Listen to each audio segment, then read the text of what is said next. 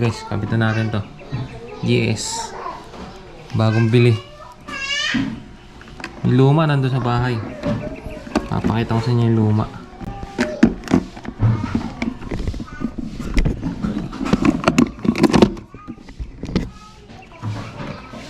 Una natin lagi kakabit yung positive.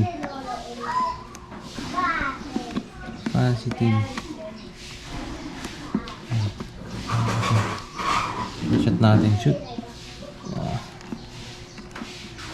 Muna. May higpitan.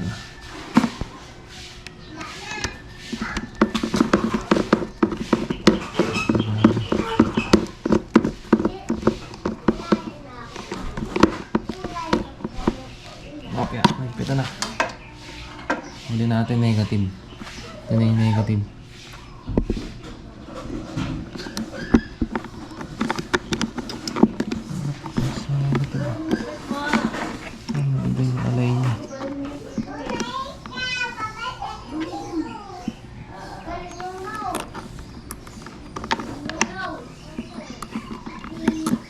Hindi mga ngapa sa kalsada. Ilang araw tayo walang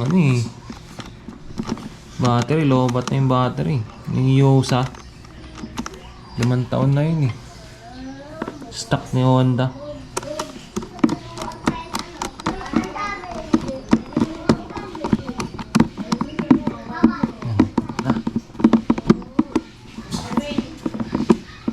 Ito na rin.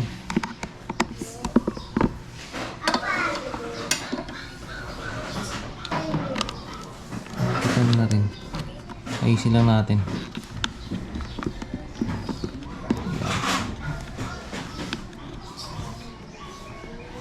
Oops, nakalimutan.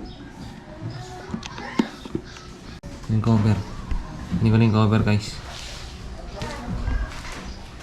Cover.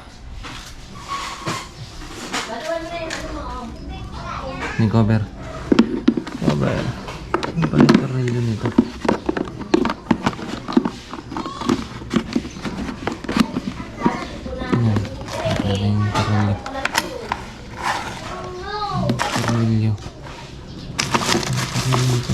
Uy, ito yung tornilyo.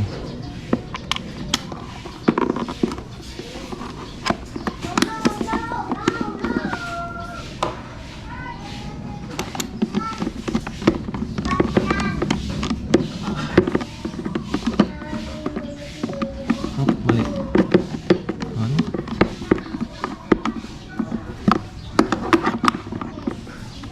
Guys, papanda rin na natin. Dala natin.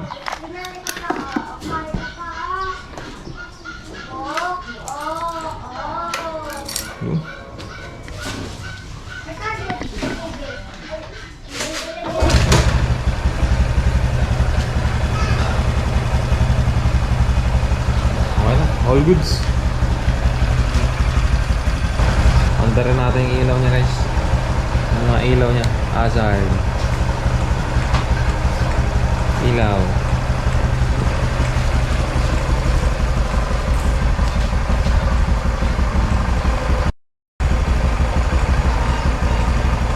Bawal yan guys yung ilaw na yun, no? Sabay, MDL.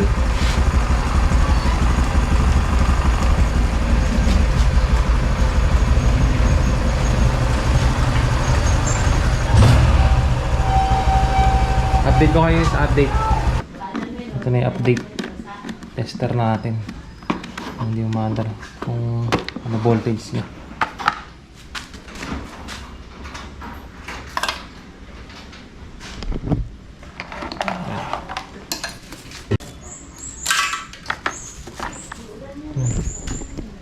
Ito yung kukonect dyan. Voltage positive. Yung com yan yun negative. Ayan. Ang alam ko, basta pag 12 volts 20 volts kasi mas mataas sa 12 volts. Okay, so may reading agad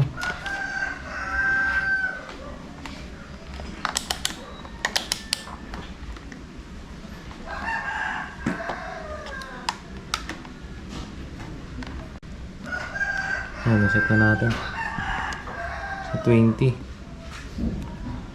Ito, lagyan sa negative. Negative, dapat pala dala yung kamay ito.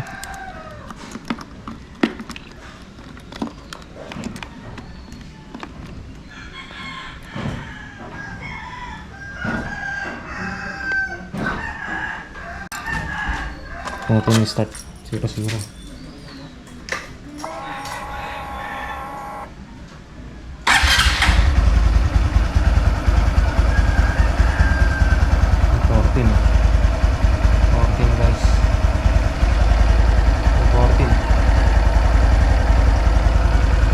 Habang umaandar, buksan natin yung mailaw.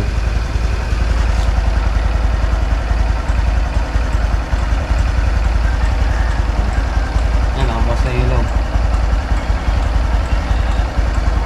Nagre-reading. Yan, reading niya pag nakabukas na mailaw yan.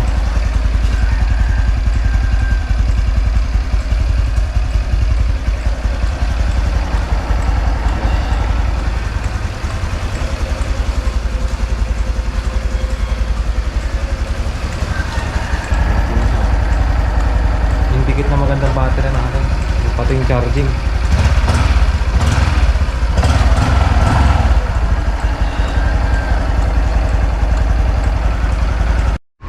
So ayun guys, dito tayo sa bahay. I-reading natin yung luma kong battery. Ito yung dati nakakabit sa RS ko.